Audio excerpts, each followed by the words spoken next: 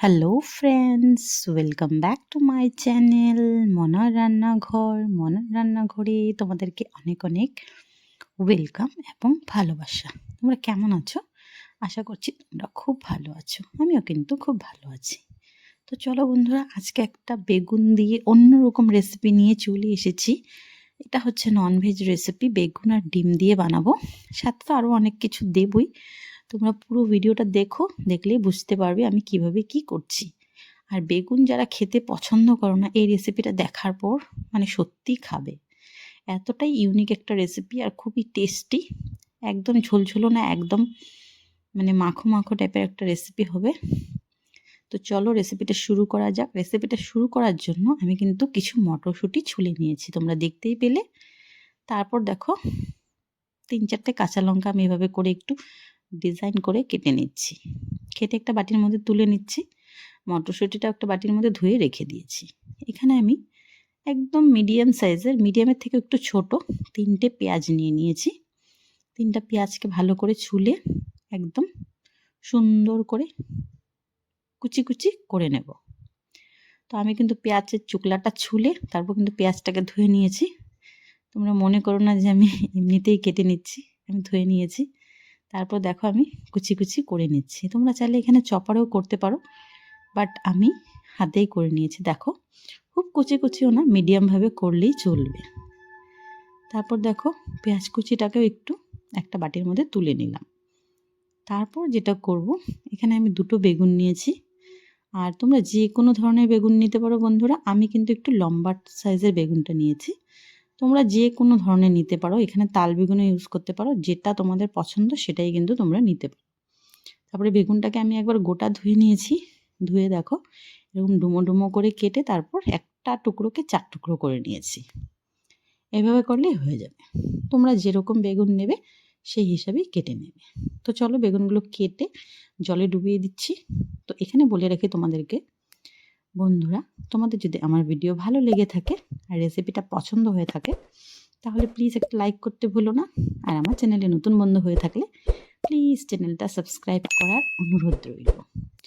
পারলে তোমাদের বন্ধুদের সাথে একটু শেয়ার করে দিও। আর হচ্ছে যদি ফেসবুক পেজ থেকে দেখে থাকো, প্লিজ পেজটা ফলো করে দিও। আর হচ্ছে তোমরা তোমরা কোন জায়গা থাকো সেই জায়গাটা কিন্তু মেনশন করতে একদমই ভুলো না কমেন্টের মাধ্যমে। তো চলো এখন যেটা করব সেটা হচ্ছে বেগুনটাকে ভালো করে ধুয়ে নিয়েছি, তোমরা দেখতেই পেলে। তারপরে এটার মধ্যে নুন হলুদ দিয়ে নিয়েছি। নুন হলুদ দিয়ে ভালো করে একটু মেখে নেব, একটু সময় নিয়ে। যেহেতু অনেকগুলো বেগুনের টুকরো আছে, তো একটু সময় নিয়ে ভালো করে মেখে নিতে হবে। তাহলে কি হবে, বেগুনগুলোর মধ্যে নুনটা ঢুকে যাবে আর খেতে ভালো লাগবে, আর কিছুই না। দেখো একটু সময় নিয়ে ধৈর্য ধরে মেখে নিচ্ছি।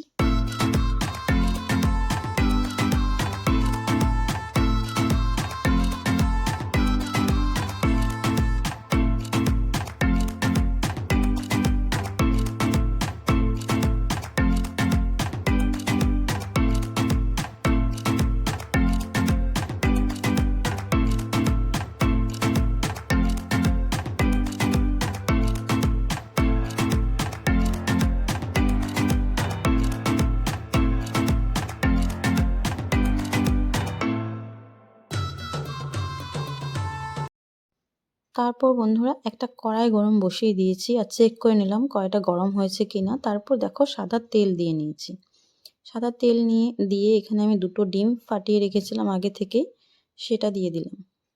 আর সেটা দিয়ে একটু নাড়িয়ে চাড়িয়ে দিচ্ছি, মানে এই যে জমা ডিমটা নিচে দিয়ে বেরিয়ে আসবে, তো সুন্দরভাবে মানে ভাজা হয়ে যাবে। তারপর দেখো উল্টে দিলাম। আর এগুলোকে একটু বড় বড় করে টুকরো করে নেব, খুব একটা ঝুরি করার দরকার নেই। আমাদের কিন্তু এই রেসিপিটার জন্য একটু বড় বড় টুকরোর দরকার। তো দেখো আমি এভাবে করেই কিন্তু নেড়ে চেড়ে, খুব কড়া করেও ভাজবো না, এখানে হালকা ভাজা হলেই চলবে। তো এগুলোকে বড় বড় টুকরো করে নিচ্ছি। দেখো তোমরা দেখলে বুঝতে পারবে। এভাবে এই রান্নাটা করলে বন্ধুরা এতটাই মজার হয় খেতে না, যে বাচ্চারা পছন্দ করে না বেগুন খেতে তারাও কিন্তু অনায়াসে খেয়ে নেবে, চেয়ে চেয়ে খাবে, আমি কথা দিচ্ছি। তো দেখো ডিমটা তুলে নিলাম, আর একটু সাদা তেল দিয়ে নিলাম, আর ম্যারিনেট করা মানে নুন হলুদ দিয়ে বেগুনটা মেখে রাখা এটা দিয়ে দিলাম। দিয়ে কিন্তু আমি একদম সুন্দর করে নেড়ে চেড়ে দেখো লাল লাল করে ভেজে নেব, ভেজে তুলে নেব। তারপর আমাদের বাকি রান্নাটা হবে মানে হবে আর কি। তো দেখো আমি এটা তুলে নিয়েছি, আবারও আমি এখানে তেল দিয়ে নিয়েছি। এবার কিন্তু আমি রান্নাটা সর্ষের তেলে করব। একটা শুকনো মরিচকে ছোট ছোট করে ছিঁড়ে ফোড়ন দিয়ে নিয়েছি, আর দিচ্ছি 4-5 কোয়া রসুন, আর ওই যে পেঁয়াজটা আমরা কুচি করে রেখেছিলাম সেটা কিন্তু দিয়ে নিয়েছি। দিয়ে খুব ভালো করে নাড়িয়ে চাড়িয়ে একটু হালকা করে ভেজে নেব আর কি। তো দেখো নাড়িয়ে চাড়িয়ে নিচ্ছি, খুব একটা ব্রাউন করার দরকার নেই। আর রসুনগুলো একদম ব্রাউন করলে কিন্তু একটা বাজে স্মেল বেরোয়। তারপর কিন্তু লঙ্কা কুচিটা দিয়ে দিলাম, দিয়ে একটু নাড়িয়ে চাড়িয়ে নেব। তারপর আমি এখানে এটা একটু ভাজা হতে হতে আমি একটা টমেটো কেটে নিচ্ছি। টমেটোটাকে মিডিয়াম আর কি কুচি কুচি করে কেটে নেব। তো আমি আগে থেকে কাটিনি, তাই এখন কেটে নিচ্ছি। কেটে আমি এটা ব্যবহার করব। এই রান্নাটাতে কিন্তু টমেটো ব্যবহার করতেই হবে, টমেটো ব্যবহার না করলে কিন্তু সেই টেস্টটা পাওয়া যাবে না। তো দেখো আমি টমেটোগুলোকে কুচি করে নিয়েছি, কুচি করে একটা বাটির মধ্যে তুলে নিয়েছি। আর ওই যে মটরশুঁটিটা ঘুটে ধুয়ে রেখেছিলাম সেটা দিয়ে দিলাম। কেন দিয়ে দিলাম, যেহেতু আমাদের ডিম ভাজা হয়ে গেছে, বেগুন ভাজা হয়ে গেছে, তাই টমেটোটা তেলের মধ্যে মটরশুঁটিটা তেলের মধ্যে দিলে কিন্তু ভালোভাবে ভাজা হয়ে যাবে। তারপর কিন্তু আমরা টমেটোটাও দিয়ে দিলাম, দিয়ে দেখো নাড়িয়ে চাড়িয়ে নিচ্ছি। নাড়িয়ে চাড়িয়ে নিয়ে কিন্তু এখন কিছু আমাদের মশলা অ্যাড করতে হবে, কিন্তু তার আগে একটু ভেজে নিলাম। দেখো মটরশুঁটির কালারটা কিন্তু একটু চেঞ্জ হয়ে গেছে, দেখে তোমরা বুঝতেই পারছো। এখন আমি এখানে দিয়ে দিলাম হলুদ গুঁড়ো, কাশ্মীরি লঙ্কার গুঁড়ো, আর একটু জল দিয়ে দিলাম যেন নিচে লেগে না ধরে। তারপর দেখো আবার ভালো করে মিলিয়ে নিচ্ছি। এখানে কিন্তু টমেটোটাও ভালোভাবে গলে গেছে, আর মটরশুঁটিটাও সিদ্ধ হয়ে গেছে। এখন ভেজে রাখা বেগুনটা দিয়ে দিলাম, দিয়ে একটু মিশিয়ে নেব খুব সুন্দর করে। এই রান্নাটা কিন্তু বন্ধুরা রুটি, পরোটা, লুচি সব কিছুর সাথে এতটা মজার লাগে, তোমরা যদি একবার রান্না করে না খাও তোমরা বুঝতেই পারবে না বন্ধুরা। আর আমি 100% গ্যারেন্টি দিয়ে বলছি রেসিপিটা খুবই মজার হয়, খুবই মজার হয়। তারপর দেখো আমি এখানে ডিমটাও কিন্তু দিয়ে নিলাম, যে ডিমটা ভাজা করে রেখেছিলাম ডিমটা দিয়ে নিয়েছি। ডিমটা দিয়ে আবার ডিমটাকে খুব ভালো করে কিন্তু মিলিয়ে নেব সব কিছুর সাথে, যেন সব মশলাগুলো ডিমের মধ্যেও কিন্তু এসে যায়। তারপর দেখো এখানে দিয়ে দিলাম ধনেপাতা কুচি। ধনেপাতা কুচিটা দিয়ে আবার মিশিয়ে নেব। এখানে কিন্তু খুব একটা মশলার দরকার নেই, দেখতেই পেলে আমরা একদম মশলা ইউজ করিনি, জাস্ট লঙ্কার গুঁড়ো, হলুদের গুঁড়ো, নুন, ব্যাস এইটুকুই। তোমরা এই পর্যায়ে দেখে নেবে চেক করে, যদি নুনের দরকার পড়ে একটু নুন দিয়ে নেবে। তো আমার সব ঠিকঠাক আছে। আমি এখন একটা বাটির মধ্যে সার্ভ করে নিলাম। দেখো খুবই মজার একটা রেসিপি বন্ধুরা, কি বলবো, খুব মজার হয় খেতে। আমার কাছে তো এতটা ভালো লেগেছে, আর আমার ছেলের কাছেও খুব ভালো লেগেছে। তো চলো আজকে রেসিপিটা কিন্তু এ পর্যন্তই।